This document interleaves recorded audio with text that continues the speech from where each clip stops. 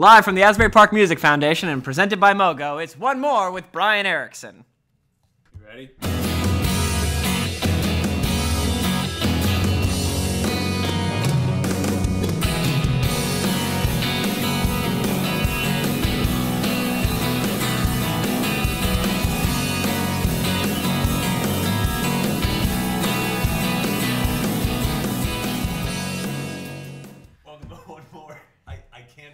I did it. No, you cursed yourself. You cursed yourself on that one. No, you do it every week, and I thought maybe if I was like, "Don't make me laugh this week," you actually wouldn't. Why? Why would you ever? You gotta like. I'm not good with like.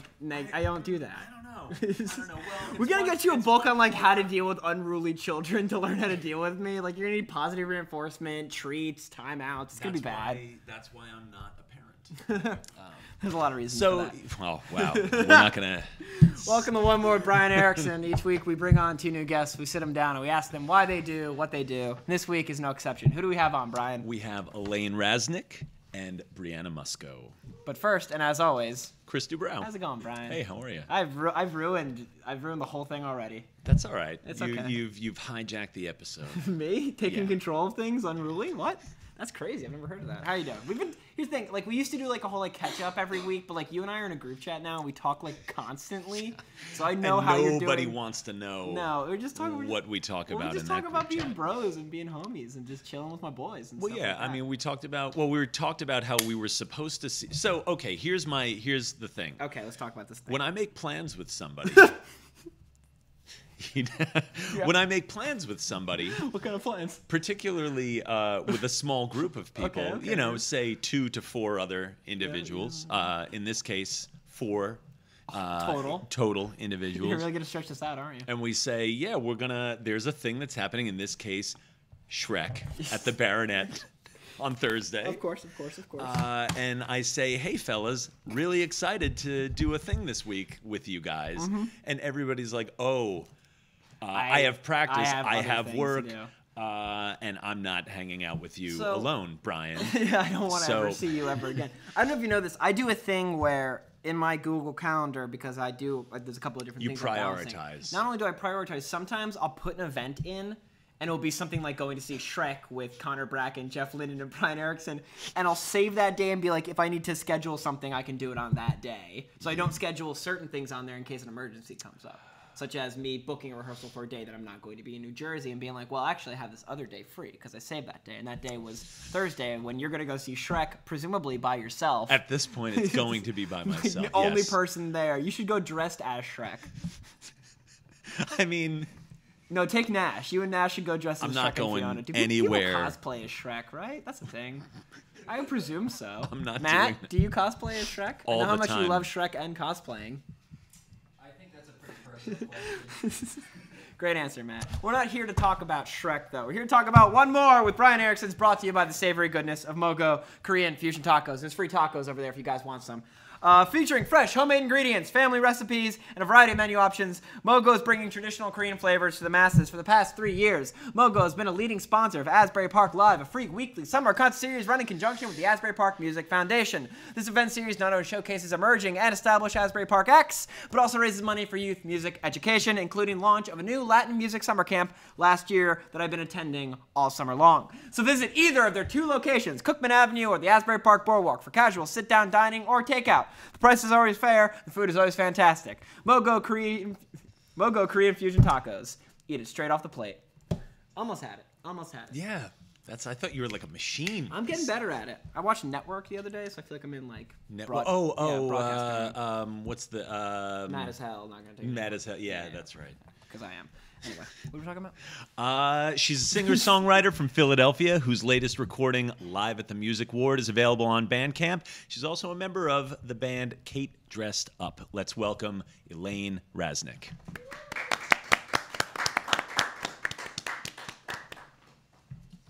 Yeah, it's like a journey to get here now. Yeah, consider it. I love it though. Yeah, just have to like take the physical challenge. I know, right? There's so many wires to trip on. I trip over so many wires. This is like an insurance nightmare, and we apologize. Anything involving me is an nothing. insurance. Yeah, we don't make them sign releases or anything. We just make them sign a waiver. We may have to start doing that. Yeah, I think we're gonna have to start doing that. Anyway, we're not here to talk about legalities. Yeah. Thank Welcome God. to the show. Thank you so much for having me. This is Thank you for being here. This has been wonderful. Yeah, it's fine. Professional. Well, I mean, we try. Have you met us? We're going through something, me and you today. It's a weird. There's a weird energy, I think, just around today. But I'm hoping to break that now by talking to you, Elaine. So you've been. Thank you. We've got a job opening for a new co-host, by the way. If you're ever Jesse's injured. Yeah, I like that we didn't even talk about that. We may at some point. We'll get to it. So you've been around, kind of in and around the recording studio for like 8 years-ish? About that. Now? Like around like 2011 or so? Yeah, I started college for audio production in 2011 and then graduated in 2015. Okay. So I was doing stuff kind of like post-study since 2015. So what draws you into like just that general like world, like music technology?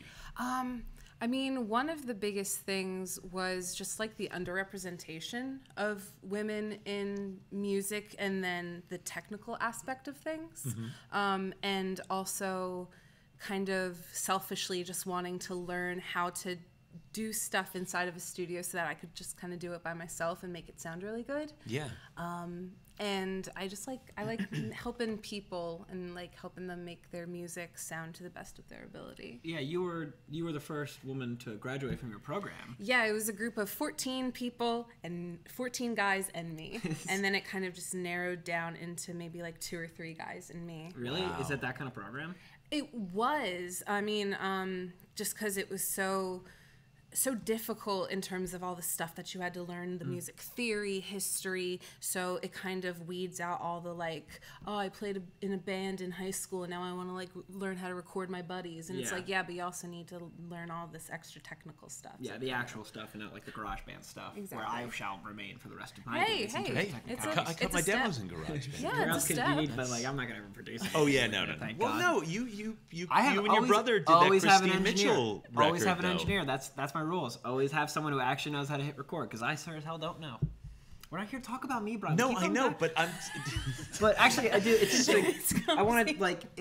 For me. It's always interesting to see someone who, because I know a bunch of people who work on both sides of it, the production and just the music side, and the people who tend to work in both. Do you find yourself thinking about building the songs as you're writing them? Like, how do you separate the writing of things from the how do I make this a thing? Absolutely. So with me specifically, it's actually a pretty long process where I'll write a lot of like prose and poetry to maybe like ambient music or just like silence or whatnot, and then close it and walk away for like a good, like 2 or 3 months. Interesting. And then come back to it with like a completely fresh mind, kind of read and pick out words, and then try to make songs out of that, so that it's not like I'm creating something out of almost nothing. You know what I mean? So you're not just sitting there like starting with guitar and chords and like building. Now, I will say that there are some where it's just kind of like I came up with a song, figured out some chords for it, but I feel like it's a solid maybe like 60-40 split, with most of them kind of being just write some stuff down, come back to it later. What value do you find in that type of work? Like, that's at least from my own, like in my opinion, from my own, from our experience, like interviewing songwriters all the time, that seems like kind of an unusual practice, not just to not write with any music, but to write with no music and then walk away from it for, extended periods of time. Yeah. Do you find that, kind of looking on it with fresh eyes, maybe you sort of look at something and say, okay, well, this one maybe could last, where maybe this one was just sort of like a brain dump, kind of thing? Yeah, because a lot of it is kind of almost like diary entry, brain dump kind of stuff. So it allows me to not have that pressure of figuring out words that rhyme or figuring out like, oh, it needs to be in this kind of structure.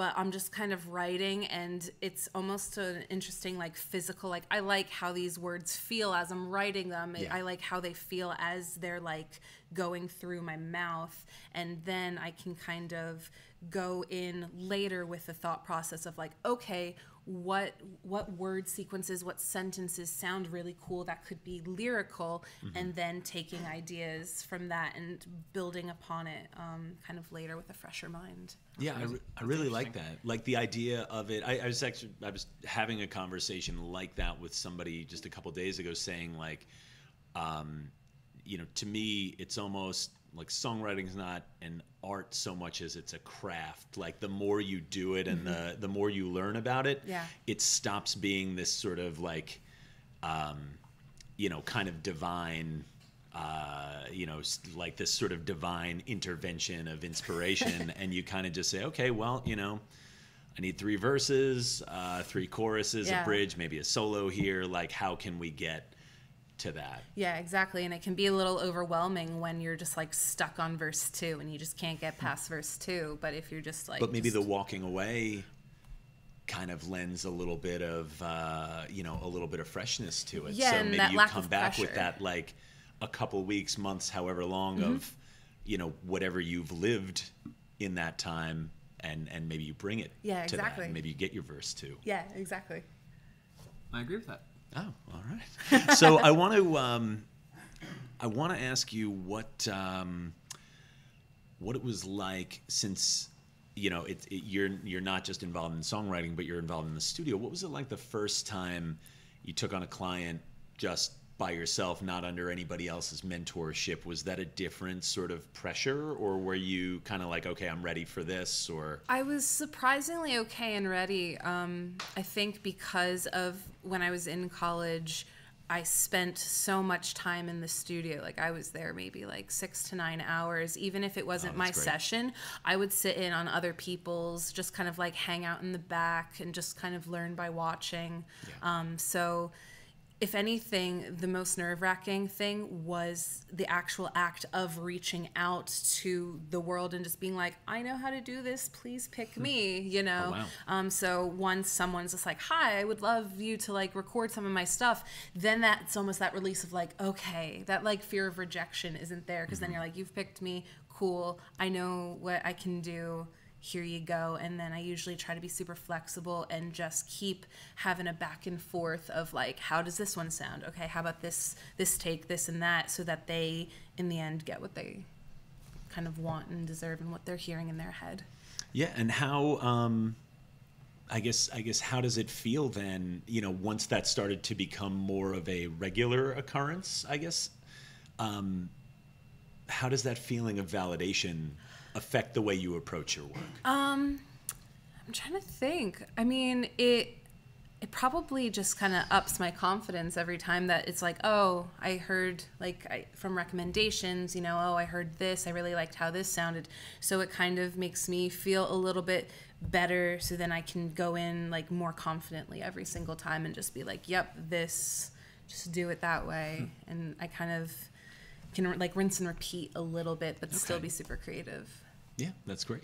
I want to ask, Yeah. I mean, so the album that you came out with, you just released the live one, but it's the same album that I always forget the name of it. Breathe Again. Breathe Again. Yeah. So I'm obsessed with this because you built that whole thing beginning, like top to bottom, everything yourself. Like, let's talk about that, because I do want to talk about that album and the live version. Yeah. So you built it. Like, let's walk through that. Yeah, so pretty much the writing process, as mentioned earlier, just kind of like slowly writing, slowly gathering things.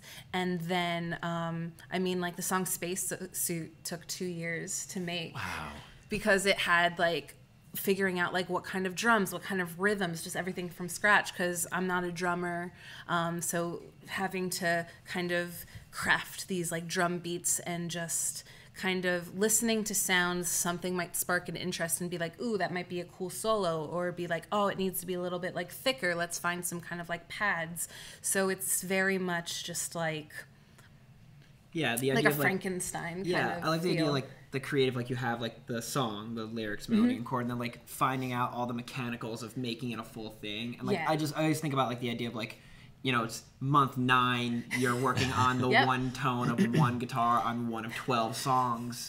Like, I would actually lose my mind. See, and I don't know how you found the, I don't know how you found the motivation. That's like a Prince mentality, though. Yeah.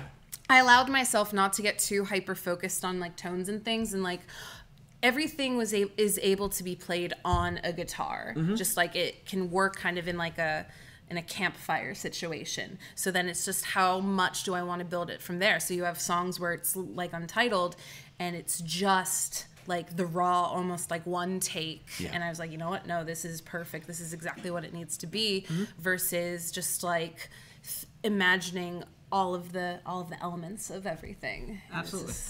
It's a lot. Yeah, I can't fathom that. I've been like doing a project on GarageBand since like college that I will probably now never finish. Oh, you have to finish it. I've been re-recording all of They Might Be Giants' Flood. I'm just never gonna do it. Oh, wow. I just have like, it doesn't matter. But I like the idea of you have that album that, you know, you spent 2 years, let's say, building it and living in it and recording that version, and then you take the same record and you do it live in one day and release that. Yeah, with a full band. So I want to talk about the idea of like the same songs, the same ideas, done more or less the 2 exact opposite ways. Yeah. What did you find in those songs? Coming back to them, making them live, and then just hearing them, this is the take, done, release it. Yeah, so essentially the way that it was done was it was a show. It was essentially saying, I have a band now. It's not just me solo. Like Elaine Rasnake is a band that can be solo every now and then. And pretty much it was just like normal band practices. We spent maybe about like 2.5 weeks just learning the songs and just wanted to have a show. And we did it at the Music Ward, which had recording capabilities. I know. Which had like recording capabilities, and I was like, this would be awesome. Let's just record it, see how it sounds. It's going to be a show anyway, and it ended up sounding really awesome. Boom, made it a thing. What did you find in the songs coming back to them? And again, the idea is like, here's the immediate version. Did you find anything new with all these songs? 'Cause you've been living with them forever. Yes, I found soloing on the guitar. Actually, yeah, that's a way. was one thing, because I'm not a soloer, and with like a band setting, I think it ended up taking these kind of like indie pop songs and giving them a rock edge that is kind of like, oh, is that what you were trying to be this whole time kind of vibe, and some of them getting even like poppier, you know. And so having more musicians allowed more minds and more sounds all at once to kind of happen at the same time instead of just piece by piece by piece. I get that. Did you find it hard at times to trust your band members? A little bit, but I think like especially when it's just this is one take and Kate was playing bass, right? Yeah, Kate was on bass, and I mean, I had been in her band for a handful of months before she joined mine. So it was me being in her band that kind of inspired me, like, wow, I miss this feeling of the energy of performing with other people on a stage and creating one cohesive kind of thought, one song. So the trust was like, it took a little bit, but I was actually kind of surprised of how much I was able to let go. And I think having good bandmates who respect what you've made and like your vision, and is just kind of like, I love that, what do you think of this? No. And then they don't kind of put like a grudge, like, oh, why don't you like my ideas? You know, it's just kind of like, cool, what should I do? And so that nice healthy dynamic of like, here's an idea, love it, here's another idea, maybe not, you know, and just kind of tweaking. Discovering how to be a band leader is an interesting thing. It's tricky. What's that? You would know how to be a band leader. I certainly wouldn't. Do I know how? You've run 2 bands. run one of them 12. Into the ground. So wait, we're not blaming V-Rock anymore? Not anymore. So actually, can we talk about you playing with Kate Dressed Up for a minute or two? Let's give a shout out to Kate. What's up, Kate? Hi, Kate. Hey, Katie. So yes, obviously now Kate Dressed Up, totally a band and not just an alias for for Katie Miller. Yeah. What do you bring to that?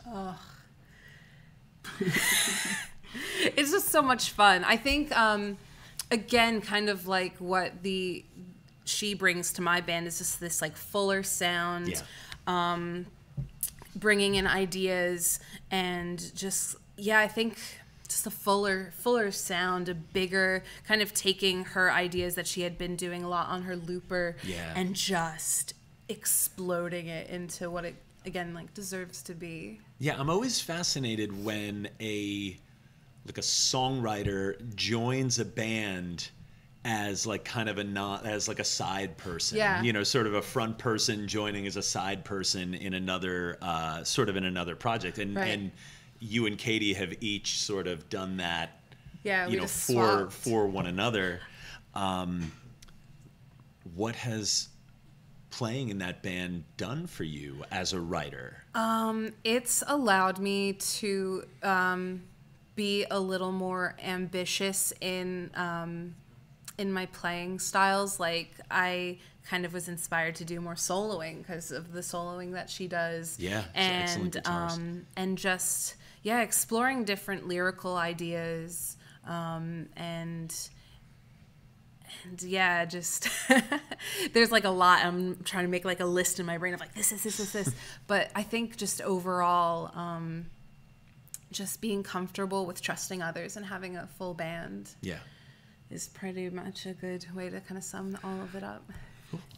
I have one more question for you, but Chris, if you've got anything, I had something snarky, but I've forgotten it, so we should move on. Okay, then my final question, and we're going to hear obviously some of your songwriting to help us cap the show off tonight. But my last question for you is just kind of a general one. How has music continued? How has music allowed you to continue to face and overcome new and different challenges? Ooh, that's deep. Not just as a writer, but say like as an experience, as your experience early on, like being the only woman in your program, things like that. I think it made me, it helped me be more confident to take risks, whether it was the risk of being the only female in a class for a kind of topic that's very male dominated, to taking risks in trusting others in style of music and just jumping in and seeing what happens, Excellent. Yeah. Well, thank you so much. Thank you. It's been our pleasure. Awesome. Yeah. So wonderful. Thank you so much. Thank you. Elaine Rasnake, everybody. One more with Brian Erickson. Is you okay? Oh no. Yeah, right. It's an obstacle course. You're talking to my lawyer. I ththought I was your lawyer, and I'd sue me. One More with Brian Erickson is sponsored by You Don't Know Jersey, owned and operated by Allison and Maziak. You Don't Know Jersey has been bringing its readers all the best in Garden State sports, music, art, film, and culture for nearly a decade. Hey, Brian, do you really want to know why they call it pork roll? That's ominous. So whether you're in High Point, Cape May, or anywhere in between, visit YouDon'tKnowJersey.com. You don't know Jersey because time is a made-up concept that only serves to keep the wheels of capitalism spinning. Jesus fucking Christ. What, you got like the spark notes of the Communist Manifesto last week? What was that? I don't know. You don't know Jersey. Seize the means of productions. Like, what the fuck is that? It's not a real thing. Shout out to Jessie McCormick. She's injured. We love you, Jessie. Yeah, she was going too fast and too furious. She was involved in a minor She was going so fast accident. And so furious. Vin Diesel and her were racing on. I don't even know what the plot of any of this movie. Well, she's in the new movie Hobbs and Shaw, right? Yeah, she plays and. Okay, please move on before I riff more. Dear God, move on. She just released a music video called Ringling. Her song Forever has been streamed 45,000 times, and she's a two-time Delaware State University soccer champion. Let us welcome Brianna Musco. I didn't know that about the soccer thing. That's cool. Hi, Chris. Nice to see you. Nice to see you. We've been hanging out for like an hour. Nice to see you. I know, right? Stuffed on Mogo. Yeah, no, that's how we do here. You didn't know about the soccer? I don't know. No? I don't know. We don't know each used to other, be- even though we statistically have been at a bunch of shows together. Yes. Probably. Okay. That's okay. That's fine. I'm not memorable. Yes, you are. All right.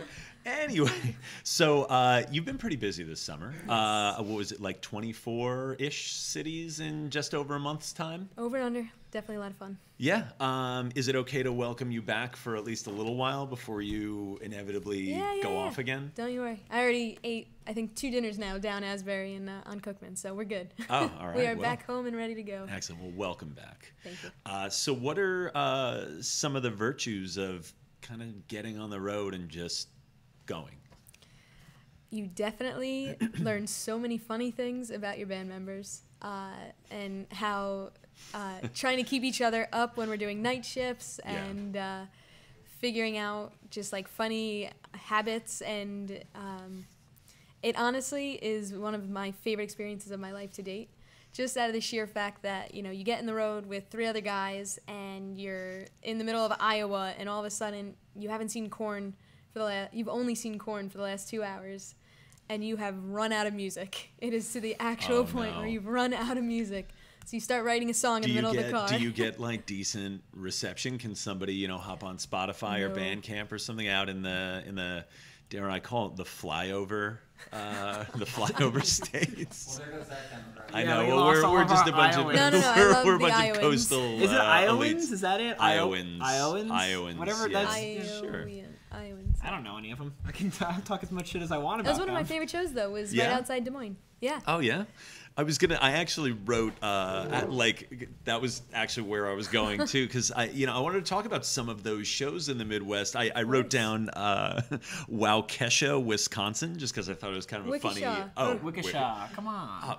Shut up. Everyone knows Waukesha. How did you book the tour? Did you do it yourself? So we did the first run of the tour that was more of the East Coast. We did with all bands that we've played in Asbury, in like the Red Bank area. Hell yeah. Some Philly. One of the Philly shows was with a couple of Philly bands we had previously played with. But all of the the Midwest, Colorado, and like the New Orleans ones, we have our buddy Matt who lives in Iowa. All right. Shout out to Matt. Shout out to Matt. He's the best. What's their state slogan? Are they like the Husker State or something? The Hustler No, State? that's The Nebraska. Husker. Isn't Nebraska the Husker? I don't know. University of Nebraska? Why would I know these things? I don't know why I would know these things. I don't know any of this kind of stuff. But I'm sorry. So continue. So you're so you had help booking in Iowa, as it were. But yeah, how did that all? I guess how did that all come together? Was it like just friends of friends, or was it a little bit of like indie on the move, that sort of thing, or like posting to different places? Like how did the this sort of far off shows come together? Definitely.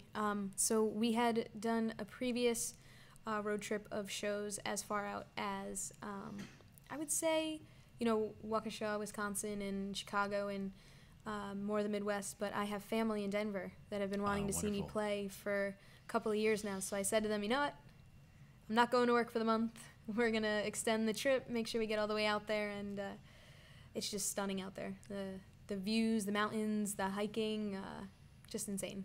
That's great. See, now that's like a show that seems like it's worth going to, because like you get a friend who doesn't want to drive like 45 minutes. They're like, oh, come to like South Amboy someday. When you come through South Amboy, like, let me know and I'll come see you. It's like you really can't drive. I think I just got a text 40 minutes. Did you really? That exact and then when you conversation. finally do get to a show in South Amboy, they tell you they have a christening. Yeah. Is that real? Name That drop. was Name very drop. real. It's just like Name a drop. coworker. Name drop. It's a Name coworker. No, it's just a coworker named Maureen. Coward. What do you want? Let's Everybody talk- has a coworker named Brianna, Maureen. let's talk about your music. Yeah. Jeez. All right. You have a question, Chris? No. I think you can run it. I was just trying to segue from us bickering, which Okay. we've been doing. We're like an So old what's married the- couple now. Jesus Christ. So, what's the audience like? What's the what's the audience for local music like out there? So local music like specifically Denver, it was awesome because they were majority of between 20 and 30-year-olds or even 35. Just going out at night, it was such a local, organic draw where they go out. There's like never any cover, similar to Nashville.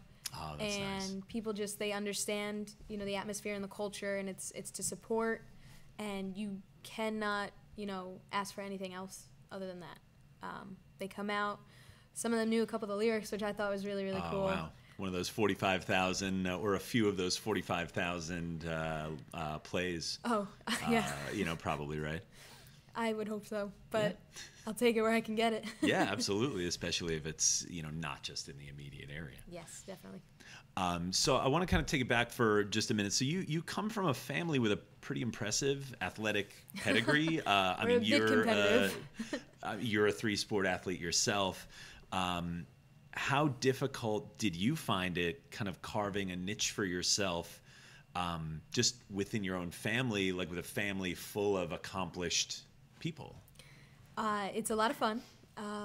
That's one way to.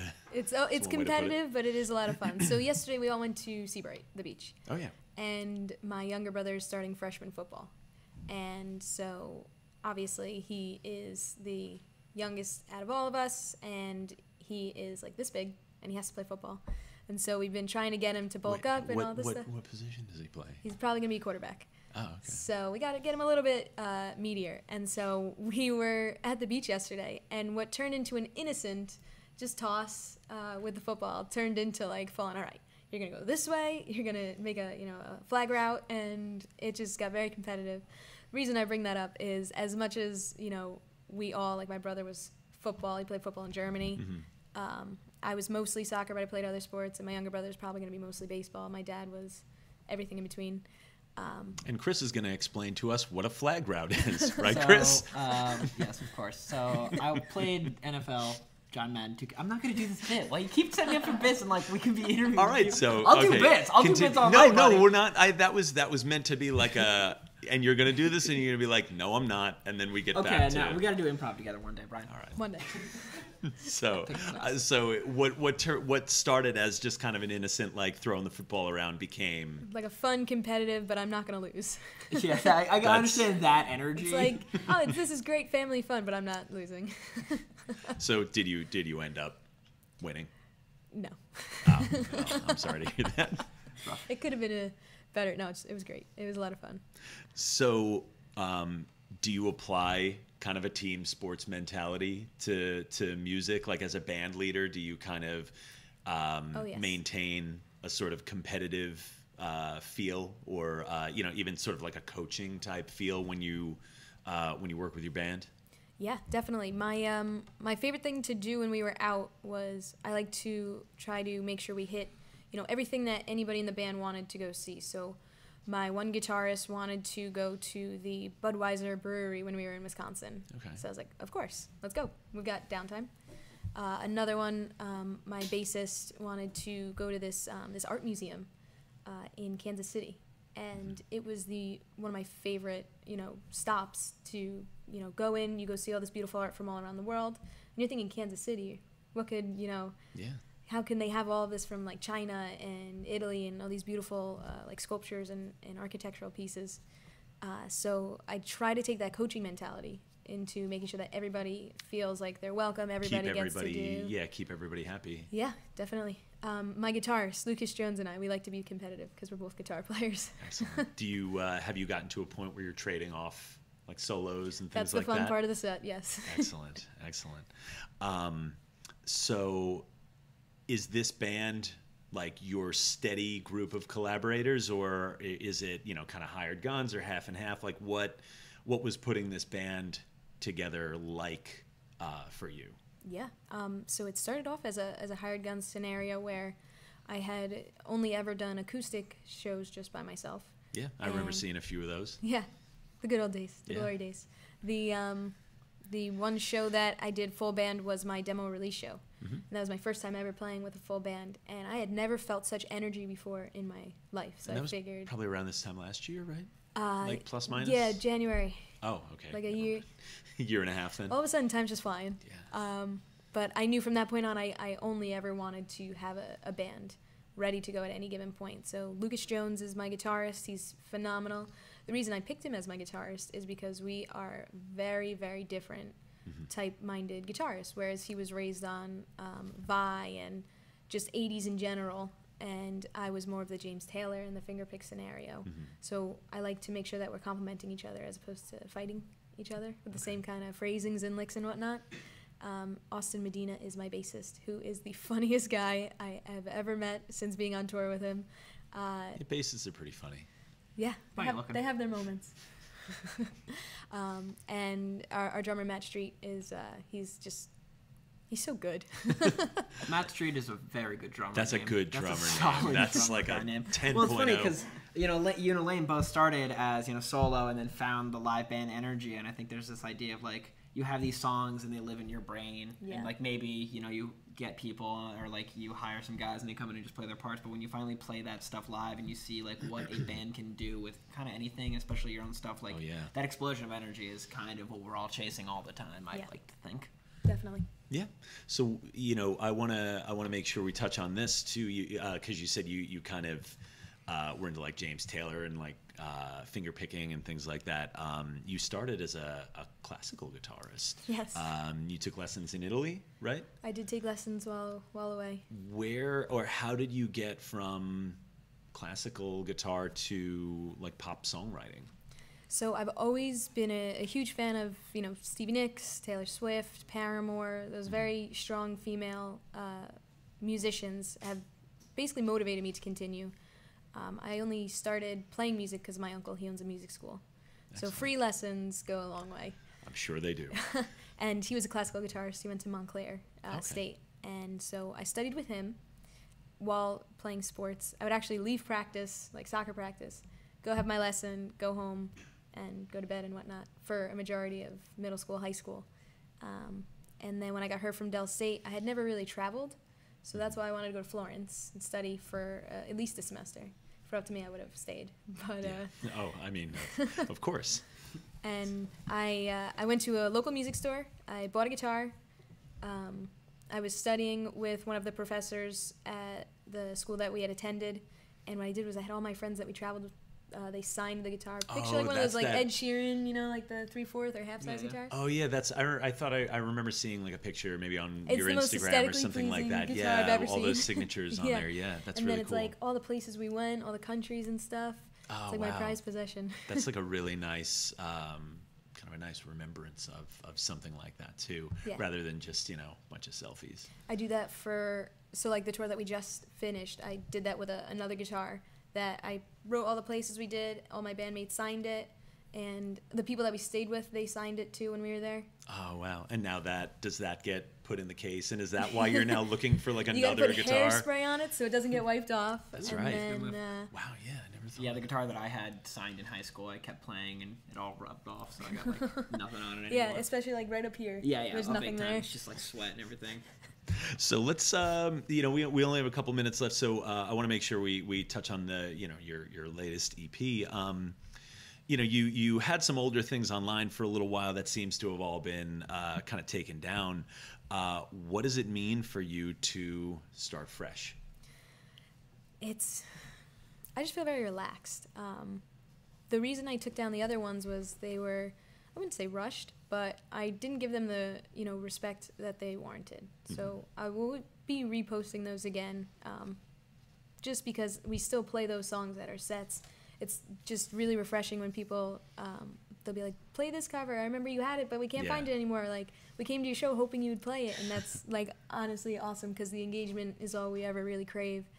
And so I'll be putting those back up shortly, probably sometime around October, my birthday. Oh, excellent. But the new EP, we really took our time. I'm sure you guys know Tim Pinella. Oh, yeah. He was the engineer on it. He's a genius. Were you working at a firehouse? No, Lake House. Oh, okay. I should have done Firehouse with your brother. Well, I mean, he has a studio in Firehouse. Cedar. Cedar Sound, yes, of course. But he was absolutely an angel. Every time, because it was my first time in like a real studio, mm-hmm. So like, can you do that? Can I do? He's like so good. He's so quick and whatnot.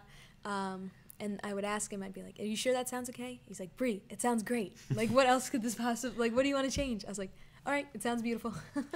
Well, excellent. As we wrap up, and you're gonna be our first performer, so we're gonna get you set up and get to hear some of that. But before we do that, my last question is, how does music enable you to seek out new adventures?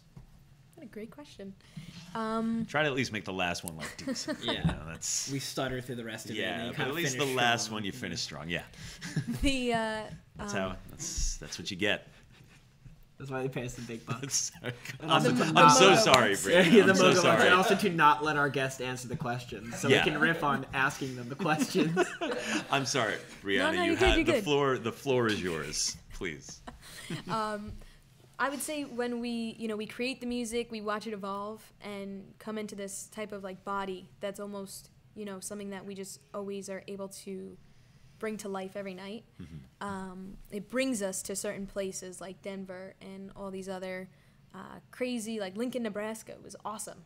Was it? And I would have never, thought to have gone there without music. And it just creates these memories for me that I can associate with, oh my God. And, that's when we wrote the follow-up song that we're gonna, post in a couple of weeks. Oh, wonderful. And every time we go to sing that song, we leave the stage, we're like, do you remember that time where like we had a flat tire and no service? And we're like, yeah, that was great. We shouldn't do that again. Well, that's good. It's good. It's important, I think, to create like a tangible association, especially when you're making your own music, when you're kind of creating your own, your own stuff. It almost lends it a little more authenticity. Yeah. So, thanks for coming. Thank you for let's having hear me. some of that. Oh, let's hear some of that music. Yes. Thanks so much, Brianna. Thank you. I'm Thank going to you. yell some ads, and then we're going Okay. to introduce you. I'll just stay here, Matt. Yeah. I'll try Great. not to trip. Oh, yeah, please don't trip. Goodness. We can't afford another lawsuit after I sued.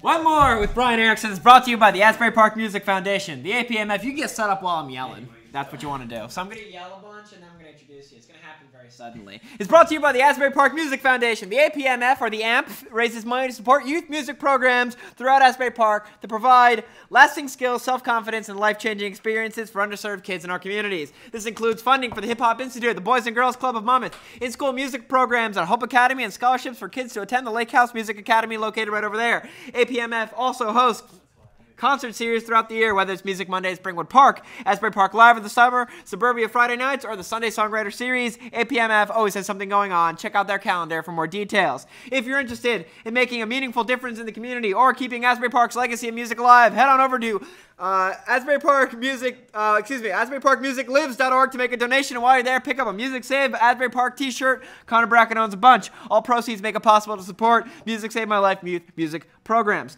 Bordentown Guitar Rescue. Ladies and gentlemen, One More Brian Erickson is also brought to you by Bordentown Guitar Rescue.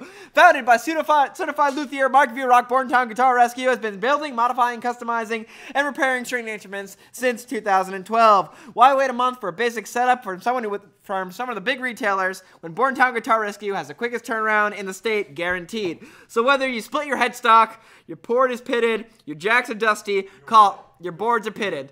I really am not doing great on this one. Sorry, Vierock. Call certified luthier Mike Vierock for an estimate. Bordentown Guitar Rescue. God's sake, Vierock, fix it. Now, ladies and gentlemen, please welcome Brianna Musco.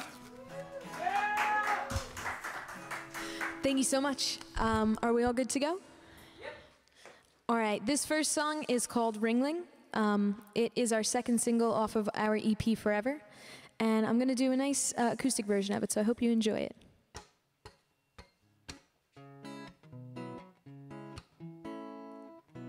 I don't wake up with your name across my phone anymore.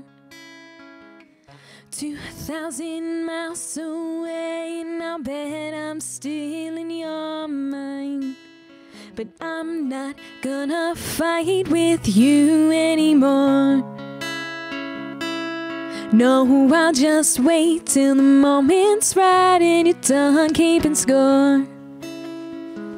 And hold me again, wrap me up, so close, so close, so close. Let me tell you everything you've missed, and maybe you'll share some of yours. But I didn't deserve it, now you're making me nervous when you say you're open for more. Let me get my hopes up and watch you leave, 'cause we've been here before. Ringling. So the spring comes just in time for you to shut me out. And you'll make up any excuse as to why you can't talk now. but I'm not gonna waste my time anymore. No, I'll just wait till you've given up and you're at my door. And hold me again, wrap me up, so close, so close, so close. Let me tell you everything you've missed, and maybe you'll share some of yours. But I didn't deserve it, now you're making me nervous when you say you're open for more. Let me get my hopes up and watch you leave, 'cause we've been here before. Ring, ring.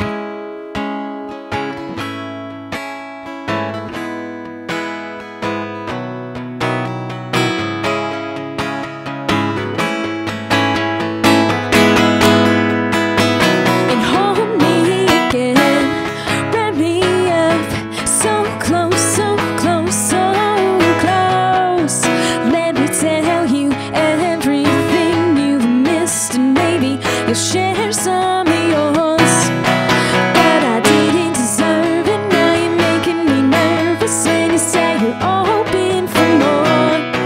Let me get my hopes up and watch you leave, 'cause we've been here before. Ring, ring. Oh, oh, oh, oh, oh, oh. Ring, ring. Oh, oh, oh, ring, ring.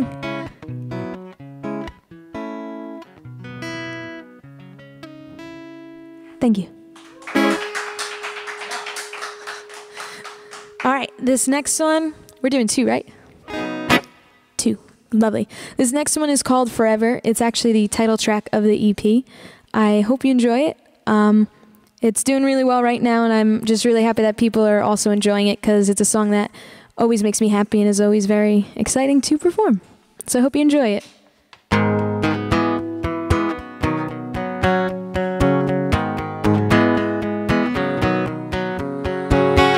We were young and you were always there. I couldn't believe my eyes. You picked first and I played hard to get, 'cause I knew it then. But you saved me a seat when you took my hand. You rescued me when you let me in, and I thought to myself, there you go with everything and every touch. You're making me love you. There you go. It's crazy to think you'll never leave, but that's okay, because I think I can love you forever and ever.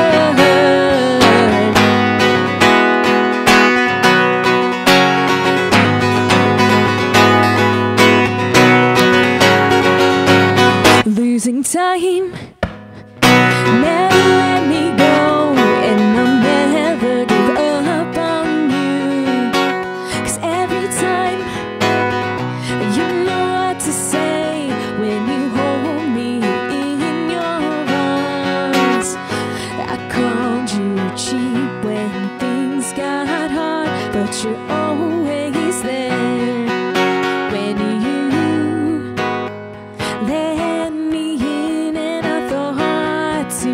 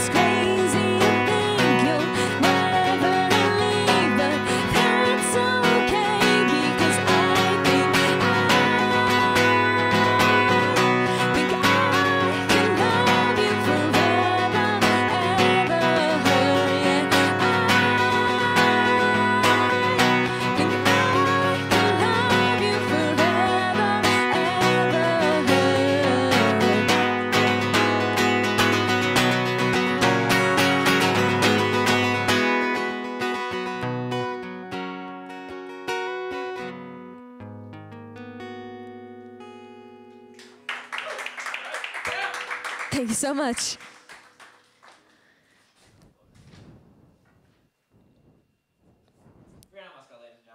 Am I saying that right? Is it Musco? Did I get it? It's really great. Is that perfect. it? Wow. Nice job. Good for me. I didn't even check that out.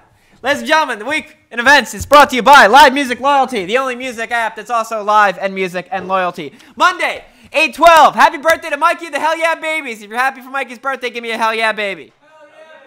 Thank you. Late Wave, Slow Death, Devious Ones, and Nervous Triggers at Creative Space in Long Branch at $5. Happy Mondays at the Wonder Bar featuring Well Wisher, Cyber Twin, No Thank You, and Earth Telephone. That's happening like right now. Go over as we speak. Tuesday, 8/13, Finding Phoebus, penultimate show with Matt Barone and Broke Royals at Wonder Bar, 7:30. It's free. Langhorne Slim with Twain at the Asbury Lane at 7 p.m. Wednesday, 8/14, Asbury Park Live with the Mercury Brothers and Rachel Ann Dobkin at Mogo Stage at 6:30. I think I'm playing that. Avery Mandeville, Sean, Pony, Heath, Thielberg, and Renee Maskin at the Saint. Thursday, 8/15, Jams in the Sand has Jazz's Fish and Funky Dogs Brass Band and Anchors Band at 5 to 10 p.m. That's free. The Vagabonds, Dave Mooney at the Saint at 7 p.m. They're showing fucking Shrek at the Asbury Hotel on Thursday. Not Shrek fucking, just Shrek. It's crazy. I wrote that myself, and I think that's hilarious. Friday, 8/16, happy birthday to Jess MacDosco. Love you, Jess. Low Lights, Endless Bummer, pre-release party with the Porchistas and Terra Dente at Transparent Gallery at 7 to 10 p.m. Gallagher's Guest House EP release with Tide Band, Silk Brand at the Saint. Blaze, Shoebies, and Skyline at the Yacht Club at 9:30. Patty C and his friends are at the Water Witch and Highlands at 7 p.m. Saturday, 8/17, the Rabbi Brothers at Yacht Club. Cranston Dean Band at Langosta. Dinosaur Pileup with Wet Brain at the Saint. Dinosaur Pileup is such a good band name. Holy shit. Rachel and Adopkin, Fox Ann, Honeywild, and My Lanky Ass are John and Peters and New Hope. Sunday, 8/18, happy birthday to my girlfriend Ava. I think I speak for all of us when I say I don't understand how you do it, but thank you. The Soul Rebels with Pepper Wine at the Asbury Lane, 7 p.m. And Death Valley Girls and Shark Muffin at the Saint at 7:30 p.m. Busy week for the Saint. Awesome. Download the Live Music Loyalty app to find every show in the area and connect with local artists. Follow This Week in Asbury Park, a Spotify playlist by Live Music Loyalty that highlights all the artists playing in Asbury Park this week. Listen local, people, and use the app. Live Music Loyalty. It's great. And you know what else is great? Elaine Rasnake. I didn't get it right. It's Rasnake. No, you got it right the I got it right the first time. Trust All right. Trust your gut, man. I go with it. Play. The song is untitled.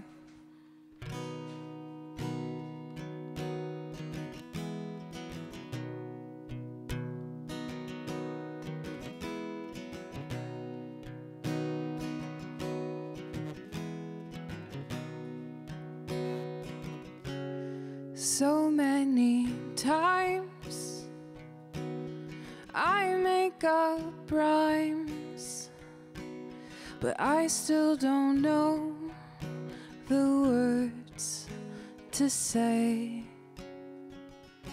And so many times I'd make you mine, but I do not know the words to say.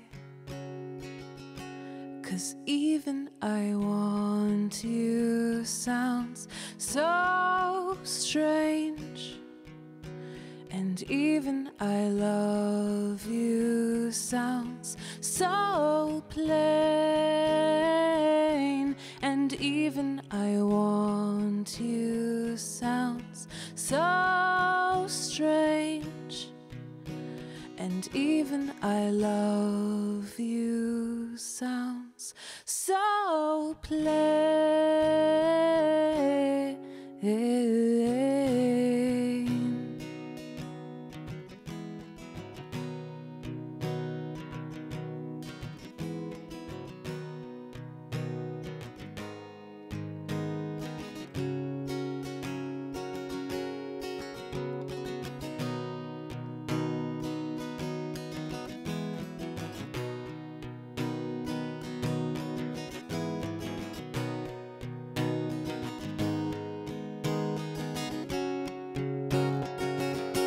And even I want you sounds so strange,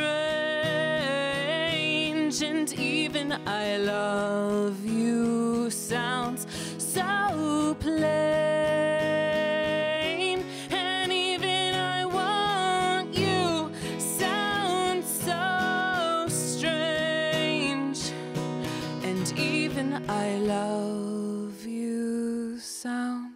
so plain.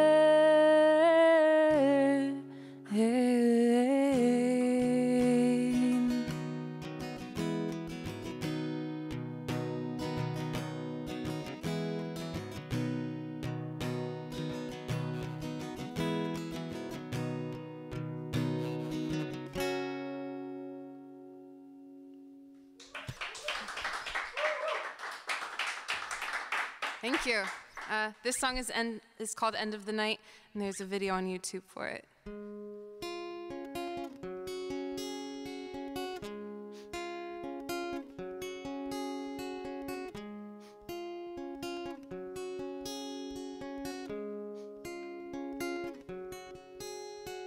I'm sitting here 3 blocks from the avenue, outside where the street has started to bloom. And I feel so, so, so, so small.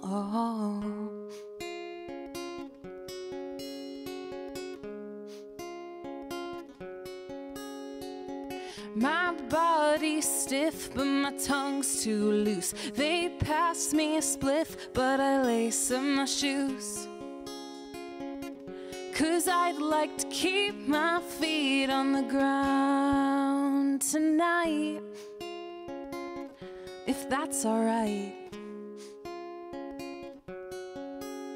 And maybe things will get better. Maybe things will get better by the end of the night.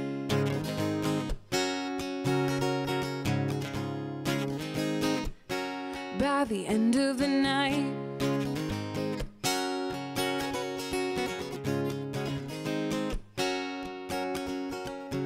I found you alone in a room down the hall with stacks of books. I'm sure you've read them all. And the lights start dimming 'cause this house is a mess. I slowly approached and reached out my hand. You stood up and your eyes said that you had a plan to get out of here and see everything we can. See everything we can by the end of the night.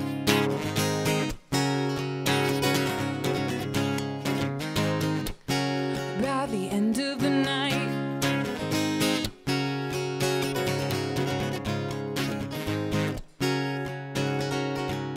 So we took a car to the ocean, but we couldn't stop here. Every single location on this tiny sphere had something we wanted to see.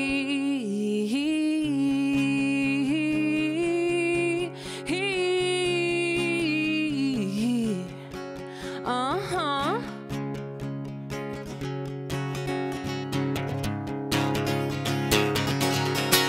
Let's go.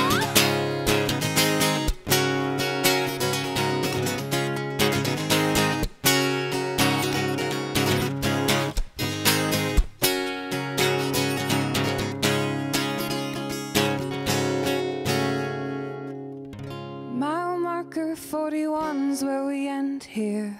I'm simply glad that the sky stayed clear, and if only my car didn't stop shifting gears. But we gotta keep going, right? Well, I'm nearly broke, but I'll still spend what I have on you. And I'm surrounded by fire, but what else is new?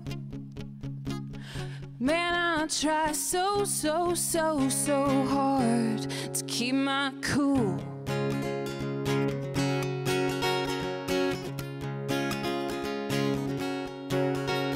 And maybe things will get better. Maybe now things are better and I feel alright. Alright. Alright.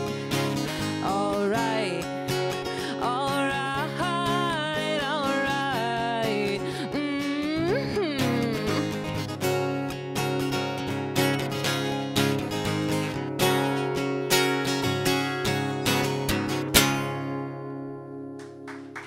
Thank you.